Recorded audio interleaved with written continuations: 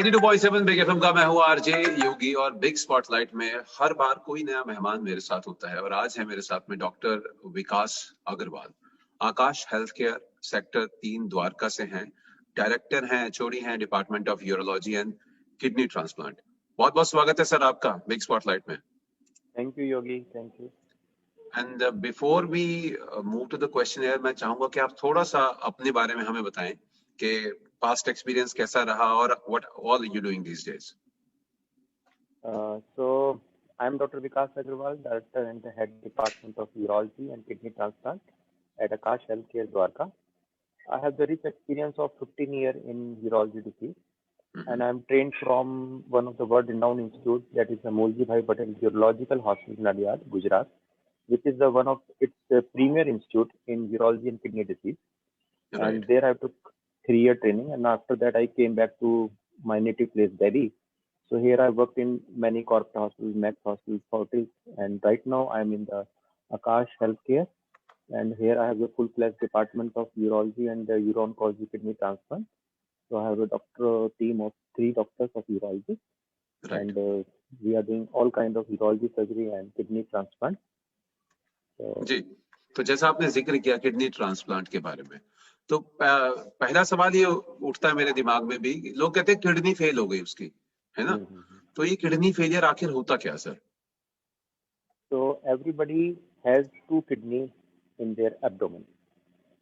तो किडनी के जो फंक्शन है उसकी अगर हम बात करें तो सबसे कॉमन है, जैसे किडनी में ब्लड प्रेशर को कंट्रोल करने की क्षमता, किडनी हमारे वेस्ट प्रोडक्ट को निकालती है, और किडनी जो है हमारे बॉडी के अंदर सॉल्ट और वाटर की मात्रा को संतुलित करती है। अगर हम ये देखें, क्रोनिक किडनी डिसीज या renal failure is a chronic condition, it's not in a one day. तो chronic condition in which kidney fail to perform these specific function, और उसकी वजह से मरीज को जो प्रॉब्लम्स आती हैं उसको हम बोलते हैं किडनी फेलियर पेशेंट को हो गया। जी, नॉर्मली दोनों किडनी ही फेल होती हैं तब ही किडनी फेलियर कहते हैं। अगर एक किडनी काम कर रही है तो दूसरी किडनी उसका काम ले लेती है, तो वो किडनी फेलियर नहीं है। अगर दोनों किडनी स्टॉप कर दें तब हम कहते हैं कि किडनी फेलियर मरीज को हो गया। जी, अगर मैं बात करूं आपसे सर ट्रीटमेंट ऑप्शंस की, तो किडनी फेलियर को लेकर कौन-कौन से ऑप्शंस अभी हमारे सामने अवेलेबल हैं? किडनी फेलियर को लेके हमारे पास या तो हम पेशेंट को डायलिसिस पे रख सकते हैं। डायलिसिस में 2 टाइप के डायलिसिस होते हैं, या तो ब्लड से, जिसे हम बोलते हैं हीमोडायलिसिस, या फिर पेट से फ्लूइड डाल के इसको बोलते हैं peritoneal dialysis. Otherwise the best option is kidney transplant. तो यही हमारे पास 2 विकल्प हैं जब अगर मरीज की किडनी फेल हो गई। जी जी, आपने अभी आखिर में जिक्र किया किडनी ट्रांसप्लांट का, तो क्या है किडनी ट्रांसप्लांट, थोड़ा इसके बारे में बताइएगा। किडनी ट्रांसप्लांट एक ऑपरेशन कह लें या प्रोसेस कह लें, जिसकी वजह से जो मरीज की जो पुरानी किडनी है जो फेल हो गई है उसको हम रिप्लेस कर देते हैं नई किडनी से। तो नई किडनी जब उस मरीज को लग जाती है तो फिर उसको जितने भी किडनी के फंक्शन जो होते हैं वो रिगेन हो जाते हैं, और ये किडनी ट्रांसप्लांट मरीज को दोबारा से एक नई लाइफ देता है, जो कि वो किडनी फेलियर की वजह से भूल चुका होता है। तो इसमें हम रिप्लेस करके एक नई किडनी मरीज के अंदर लगा देते हैं, जिससे कि उसकी लाइफ नॉर्मल हो जाती है। जी, आपने कहा कि नई किडनी लगा देते हैं, तो नई किडनी के लिए हमें डोनर की जरूरत होती है। तो अगला सवाल मेरा ये है आपसे कि किस तरह से किडनी जो है वो डोनेट की जाती है? तो जो किडनी डोनेट करता है उसको हम बोलते हैं डोनर, और जिसको किडनी लगाई जाती है उसको हम बोलते हैं किडनी रेसिपिएंट। तो हिंदुस्तान में जो हमारा लीगल वे है किडनी डोनेशन का, वो है लाइव रिलेटेड किडनी डोनेशन, जिसमें कि मरीज के कोई रिश्तेदार ही किडनी दे सकते हैं, जो कि हम 90% जो हम किडनी ट्रांसप्लांट करते हैं वो लिविंग रिलेटेड है। लेस देन 10% जो ट्रांसप्लांट है उनमें किडनी आती है ब्रेन डेड पेशेंट की, जिनका दिमाग काम नहीं कर रहा है बट उनके बाकी ऑर्गन ठीक ठाक काम कर रहे हैं, तो उनको हम डिसीज डोनर बोलते हैं। उनसे हम किडनी या अदर ऑर्गन्स निकाल के किडनी फेलियर पेशेंट्स को लगा सकते हैं। Right right. तो अगला सवाल जो उठता है वो ये है कि डोनेटेड किडनी के साथ में जब ट्रांसप्लांट हो चुका है, राइट, क्या क्या फायदे होते हैं जीने के उसके साथ में? देखिए, अगर हम किडनी डोनेशन के बाद यानी कि किडनी ट्रांसप्लांट हो गया तो उसमें बिल्कुल आदमी की लाइफ बिल्कुल नॉर्मल हो जाती है। अगर किडनी फेलियर वाले पेशेंट को देखें हम, तो उसको रेगुलरली डायलिसिस के लिए हॉस्पिटल में आना पड़ता है। उसके ऊपर रिस्ट्रिक्शन होती है कि ये नहीं खाना है, पानी पीने की भी एक लिमिटेशन होती है, और सब कुछ उसको आर्टिफिशियली जो किडनी के फंक्शन है वो दिए जाते हैं, बट उसके बाद भी उसके अंदर उतनी एनर्जी या उसकी क्वालिटी ऑफ लाइफ उतनी अच्छी नहीं होती है। अगर किडनी ट्रांसप्लांट कर देते हैं तो उसके बाद उसकी लाइफ बिल्कुल नई आ जाती है। उसको हॉस्पिटल में नहीं आना है, उसको रेगुलरली बस दवाइयाँ खानी है और फिर उसके बाद कोई उसकी कोई रिस्ट्रिक्शन नहीं है। So it's right. कम्प्लीटली एक क्वालिटी लाइफ चेंज ट्रांसप्लांट। जी। अच्छा, एक सवाल ये उठता है कि क्या किडनी ट्रांसप्लांट से पहले स्मोकिंग पूरी तरह छोड़ देनी चाहिए? Yes, of course. कभी भी कोई पेशेंट अगर हमारे पास फेलियर के साथ ही आता है तो हम उसको बोलते हैं कि स्मोकिंग बिल्कुल स्टॉप कर दें, क्योंकि उसकी और डिसीज को वो और एग्रावेट कर देगा। तो राइट। किडनी ट्रांसप्लांट से पहले of course completely stoppage of smoking. अच्छा, एक और चीज है जो जहन में आती है कि क्या वजन कम करने की जरूरत है किडनी ट्रांसप्लांट से पहले? यस, ये भी एक बहुत जरूरी है कि जब पेशेंट का बीएमआई मोर देन 30 यानी कि बॉडी मास इंडेक्स, यानी हम्म। कि पेशेंट काफी ओबीज है, तो उसको किडनी ट्रांसप्लांट की वजह से या जो हम इम्यूनोसप्रेशन की ड्रग्स देते हैं या ऑपरेशन है, तो उसको इंक्रीज चांसेस है कि कोई इन्फेक्शन हो जाए, वुंड इन्फेक्शन या डीप वेन थ्रोम्बोसिस हो जाए या लंग में कोई इन्फेक्शन, तो और किडनी फंक्शन बिल्कुल नॉर्मल नहीं आए। तो हम मरीज को ये एनकरेज करते हैं किडनी ट्रांसप्लांट से पहले कि वो अपना वेट रिड्यूस करें और काफी हद तक एक आइडियल बॉडी वेट की तरफ जाए। जी। जी। एक चीज और सवाल ये है कि जब कोई पेशेंट हॉस्पिटल पहुंचा ट्रांसप्लांटेशन के लिए, तो कौन कौन से टेस्ट से उसे गुजरना होगा? तो किडनी ट्रांसप्लांट से पहले हम ये सबसे इम्पोर्टेंट है उसको इंश्योर करना कि उसकी बॉडी में कोई एक्टिव इन्फेक्शन नहीं है, कोई हम्म। एक्टिव कैंसर नहीं है और वो सर्जरी के लिए बिल्कुल फिट है। तो kidney transplant is a major operation. तो उसमें एक लिस्ट होती है जो कि हमारी स्टैंडर्ड होती है और स्टेज वाइज होती है। लेवल 1 स्टेज अगर हमने क्रॉस कर लिया मरीज ने, उसके बाद नेक्स्ट 2 लेवल की स्टेज की इन्वेस्टिगेशन होती है और 3 स्टेज में हम ये इन्वेस्टिगेशन करते हैं, जिसमें हम कंप्लीट इवेल्युएशन करते हैं उसकी हेल्थ का, उसकी किडनी क्यों खराब हुई और उसको क्या आगे इफेक्ट आएगा और क्या वो ऑपरेशन को सहन कर पाएगा। तो साइमल्टेनियसली हम उसके डोनर के भी टेस्ट करते हैं और डोनर के भी यही सब चीजें देखते हैं कि उसको किडनी डोनेशन के बाद कोई दिक्कत तो नहीं आने वाली है, एक राइट। किडनी पे वो जिंदा रह सकता है या रह सकती है। और फिर हम लीगल इन्वेस्टिगेशन भी करते हैं to find out that there is a matching and there is a relationship among the two kidney recipient and the donor. Right. तो मैं जानना चाहूंगा आपसे सर, किडनी ट्रांसप्लांट का जो ऑपरेशन है उसमें क्या क्या चीजें इन्वॉल्व होती हैं?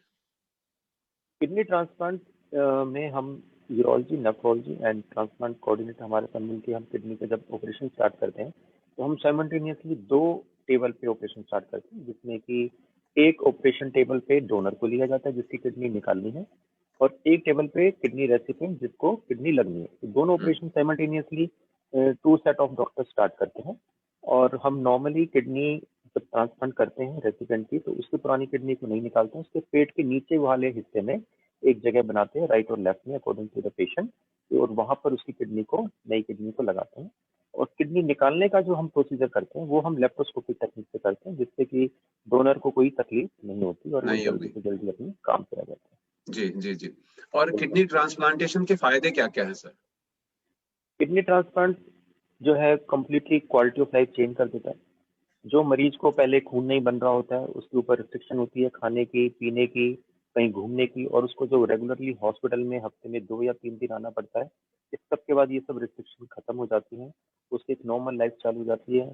और मरीज जो हमारे किडनी ट्रांसप्लांट, वो ट्रांसप्लांट के बाद बहुत एनर्जेटिक फील करते हैं, क्योंकि नॉर्मली किडनी जो आपकी काम करेगी तो वो जितना आपका फिल्टर कर पाएगी वेस्ट प्रोडक्ट को, कितना मेटाबॉलिज्म खून बढ़ा पाएगी, बोन को स्ट्रेंथन कर पाएगी, ये सब जो फंक्शन है मरीज को बहुत इंपॉर्टेंट हेल्प करते हैं किडनी ट्रांसप्लांट के बाद, और उसकी बिल्कुल लाइफ चेंज हो जाती जी। अच्छा, ऑपरेशन के बाद में नॉर्मली लोगों का बहुत सवाल, कॉमन क्वेश्चन है कि कितने दिन के बाद हम अपने घर जा सकते हैं? है। Most of the patient after kidney transplant 5 to 7 days में अपने घर चले जाते हैं। हम्म। और घर जाने के बाद उनको सबसे इम्पोर्टेंट चीज़ है कि टाइम टू टाइम उनको दवाइयाँ लेनी है और अपने डॉक्टर के टच में रहना है और फॉलोअप के लिए रेगुलरली आना है। जी जी। अच्छा, एक और टर्म है जिसका जिक्र होता है ट्रांसप्लांटेशन के दौरान, रिजेक्शन। तो ये आखिर क्या है, क्या होता है रिजेक्शन? रिजेक्शन क्या है कि हमारी बॉडी में अपना एक इम्यून सिस्टम है, जिसमें कि एक कोई भी फॉरेन बॉडी, चाहे वो बैक्टीरिया है चाहे वो वायरस है, उससे लड़ने की क्षमता है। जैसे अब आप हम्म। कोरोना टाइम में भी देख रहे हैं, तो लोगों को इन्फेक्शन हो रहा है बट हर एक की अपनी इम्यूनिटी अलग अलग है।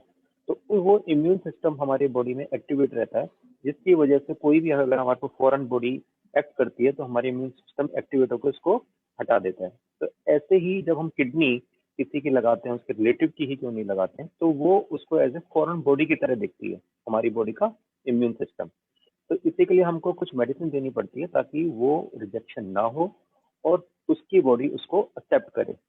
जी इसी के जी लिए हम इम्यूनोसप्रेशन ड्रग्स देते हैं और उसकी वजह से उसकी बॉडी में वो एक्सेप्टेंस रहती है। कि रिजेक्शन एक समस्या है जिसकी वजह से ये किडनी ट्रांसप्लांट शुरू में डेवलप नहीं हो पाता, बट आजकल जो लेटेस्ट मेडिसिन की वजह से रिजेक्शन के चांसेस बहुत कम है। जी। अच्छा, अगर साइन और सिम्टम की हम बात करें कि किसी को रिजेक्शन हो रहा है तो पता कैसे चलता है? कौन कौन से साइन हमें देखने को हाँ, मिलते हैं?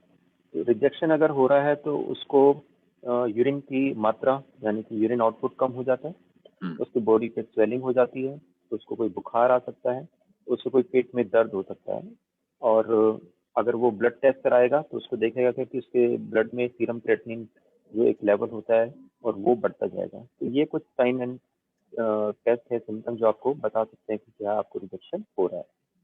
जी। अच्छा, आपने अभी जिक्र किया था कि हम मेडिसिन देते हैं जिसकी वजह से रिजेक्शन रेट अब बहुत कम हो जाता है, लेकिन क्या उस दवाई के कुछ साइड इफेक्ट भी होते हैं, एंटी रिजेक्शन मेडिसिन जिसकी आपने बात की? एंटी रिजेक्शन मेडिसिन के भी कुछ साइड इफेक्ट होते हैं, बट हम्म। 90% वो जो साइड इफेक्ट होते हैं वो कंट्रोलेबल है। ठीक है, ओके। उनकी जैसे कि कॉमन सिम्टम होता है उसमें कि वेट बढ़ना, आंखों पे थोड़ा सा ऐसा लगना कि मून से फील होने, या फिर कोई हल्के हल्के ट्रेमर्स आने, या डायबिटीज होना, या फिर थोड़ा सा ब्लड प्रेशर बढ़ना। तो ये जो साइन सिम्टम्स होते हैं विद द मेडिसिन और विद द डोज टाइट्रेशन हम ये काफी हद तक मरीज के कंट्रोल कर लेते हैं। Right right right. अच्छा, इसके अलावा अगर बात की जाए तो कौन कौन से और मेडिकेशन है या जिनकी पेशेंट को बहुत ख्याल रखना चाहिए या उसको लेना चाहिए बेसिकली? ट्रांसप्लांट के बाद अगर हम मेडिसिन की बात करें तो उसको साथ में जो भी उसको प्रॉब्लम है, जैसे मानो पेशेंट को अगर ब्लड प्रेशर की वजह से किडनी खराब हुई है तो ब्लड प्रेशर की दवाई रेगुलरली लेनी है। अगर शुगर है पेशेंट को तो शुगर को कंट्रोल रखना है, ताकि आपके पास से दोबारा जो शुगर और बीपी जो कॉमन कारण है किडनी फेलियर होने के, हम्म। उसकी वजह से दोबारा जो नई किडनी आपको ट्रांसप्लांट करके लगाई गई है उस पर उसका इफेक्ट नहीं आए और कोई इन्फेक्शन नहीं बने, उसके लिए एंटीबायोटिक टाइम टू टाइम अगर कोई लगता है तो वो आपको लेना है। जी जी। और कितने चांसेस होते हैं कि किडनी जो है वो नॉर्मली फंक्शन करती रहेगी ट्रांसप्लांट के बाद? आज की डेट में अगर हम बात करें with the latest technology and medicine, we give more than 90% success rate कि आपकी किडनी एट 1 ईयर बिल्कुल ठीक से काम करेगी। और लाइफ जो एवरेज लाइफ है अगर हम किडनी ट्रांसप्लांट के बाद किडनी की जो फंक्शनल ग्राफ्ट की है तो वो है 25 ईयर्स। एक किडनी अगर जी हम लगाते हैं तो अगर पेशेंट टाइम टू टाइम अपना फॉलोअप करता है, रेगुलरली मेडिसिन खाता है, तो वो 25 साल तक आपको आपका किडनी का फंक्शन को कंट्रोल कर सकती है। जी। अच्छा, एक और चीज है कि क्या जो लोग जिनकी उम्र थोड़ी ज्यादा है या कोई हेल्थ प्रॉब्लम है वो ट्रांसप्लांट करवा सकते हैं? एज सच कोई एज क्राइटेरिया नहीं है। अगर ओके। वो जो भी मरीज है 70 है 72 है जो हम बोलते हैं, अगर उसके पास डोनर है और वो फिट है सर्जरी के लिए, जो हम टेस्ट करते हैं जिसमें उसका कार्डियक स्टेटस देखते हैं, कोई इन्फेक्शन नहीं है, कोई कैंसर नहीं है, अगर इन सब चीज़ों को लेके वो ठीक है, वो फिट है वो सर्जरी के लिए, तो age is not only the criteria जिसके बेस पे हम बोले कि अब आपका ट्रांसफर नहीं किया जा सकता। जी जी जी। अच्छा, अगर किसी पेशेंट को सपोज डायबिटीज है तो क्या वो पैंक्रियास ट्रांसप्लांट भी करवा सकता है अलोंग विद किडनी ट्रांसप्लांट? बिल्कुल। तो जो टाइप 1 डायबिटिक मेलाइटस यानी कि जो इंसुलिन डिपेंडेंट डायबिटिक पेशेंट्स होते हैं, उनके लिए हम एडवाइस करते हैं कि अगर पॉसिबल है तो पेनक्रियास विद किडनी ट्रांसप्लांट, जिसे कंबाइंड पेनक्रियास किडनी ट्रांसप्लांट बोलते हैं, अगर वो करवाएंगे तो उनको ज़्यादा बेनिफिट होगा और उनको फिर कोई इंसुलिन की रिक्वायरमेंट कम हो जाएगी और इस तरीके के सक्सेस रेट ज़्यादा है। जी जी पेनक्रियास किडनी कंबाइंड ट्रांसप्लांट। जी। एक और सवाल है जो आई थिंक बहुत सारे लोगों ने आपसे पूछा भी होगा कि क्या कहीं सेक्स लाइफ उनकी इफेक्ट होगी आफ्टर द किडनी ट्रांसप्लांट? बल्कि मैं तो ये कहूँगा कि अफेक्ट नहीं होगी, बहुत इम्प्रूव होएगी, क्योंकि किडनी फेलियर होने की वजह से उनके जो सारे हार्मोन्स होते हैं बॉडी में, जो क्वालिटी ऑफ लाइफ या हम जो कहें एनर्जी की है, वो बहुत कम हो जाती है। राइट। और हमने देखा है कि जो किडनी ट्रांसप्लांट के बाद जो पेशेंट्स हैं वो अपनी नॉर्मल सेक्सुअल लाइफ करते हैं, और काफ़ी सारे जो मेल पेशेंट्स हैं उन्होंने दे हैव बिकम फादर। और वुमेन भी जो होती हैं वो भी कंसीव कर जाती हैं, क्योंकि ट्रांसप्लांट से पहले जब किडनी फेलियर होते हैं उनके काफ़ी मेंस्ट्रुअल इरेगुलरिटीज होती हैं और काफ़ी ओवुलेशन में प्रॉब्लम होती है, तो वो राइट। कंसीव नहीं कर पाती हैं। But after the transplant they can conceive. और काफ़ी सारे पेशेंट में जिन्होंने हेल्दी बेबी को बर्थ दिया है। जी जी। अच्छा, एक सवाल और कि ट्रांसप्लांट हो गया तो उसके बाद में पेशेंट को क्या किसी खास तरह की डाइट पे जाने की जरूरत है? किस तरह की चीजों का ध्यान रखने की जरूरत है डाइट को लेकर? यही सबसे खास बात है कि किडनी ट्रांसप्लांट के बाद आपके ऊपर डाइट की कोई रिस्ट्रिक्शन नहीं है। सिर्फ एक ही रिस्ट्रिक्शन है कि जो भी आप करें बिल्कुल हाइजेनिक करें, क्योंकि आफ्टर ट्रांसप्लांट आपको इम्यूनो सप्रेशन ड्रग से दिया जाए, जिसकी वजह से आपकी बॉडी में बाहर के इन्फेक्शन से लड़ने की क्षमता अदर देन नॉर्मल पर्सन थोड़ी कम है। तो हम्म। उसी के लिए आपको जो भी खाएं वो पका हुआ खाएं, कच्चा नहीं खाएं, फ्रेश खाएं, बाहर की चीजें ना खाएं। बट खाने की उस पर कोई आपकी रोक टोक नहीं है, सिर्फ आपको हाइजीनिक खाना खाना है, साफ खाना खाना है, हेल्दी खाना खाना है। जी। और एक सवाल मेरा जो आजकल के इस सिनेरियो से जुड़ा हुआ है, कोविड-19 पैंडेमिक के दौर में हम हैं, तो ऐसे में आपकी तरफ से एक सजेशन सभी पेशेंट के लिए कि उनको ये करना चाहिए या ये नहीं करना चाहिए? देखो, कोविड-19 का फेज हम सब ने बहुत अच्छी तरीके से लड़ा और अब तो शायद हम उस एंड ऑफ द पेंडेमिक की तरफ बढ़ रहे हैं। वैक्सीन भी आने वाली है, बट फिर भी आप अपनी एहतियात को नहीं छोड़ें। अपना सेहत का, हेल्दी लाइफस्टाइल का ध्यान रखें, मास्क जरूर लगाएं, सोशल डिस्टेंसिंग करें, अननेसेसरी विजिट नहीं करें। और किसी भी टाइम कोई भी डिसीज अगर आपको तंग कर रही है तो हॉस्पिटल में जाने से कतराएं नहीं। कोविड सेफ हॉस्पिटल में जाएं और अपने डॉक्टर से even we can do tele consultation. और उस चीज को बढ़े नहीं, इसके लिए टाइम रहते हुए अपने डॉक्टर से कंसल्ट करें। टाइम टू टाइम अपना जैसे चेकअप कराना है वो सब करवाएं।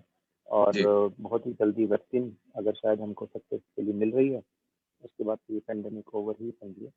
जी, बिल्कुल सही बात कही आपने कि अगर आपको कोई भी प्रॉब्लम है तो कंसल्टेशन जरूर लें, भले ही आप ऑनलाइन कंसल्ट करें या फोन पे करें अगर आप नहीं जाना चाहते हैं, लेकिन उसको डिले बिल्कुल ना करें। Thank you so much doctor Vikas for joining us and doing such a wonderful session with us. Thank you sir. Thank you Yogi ji, thank you.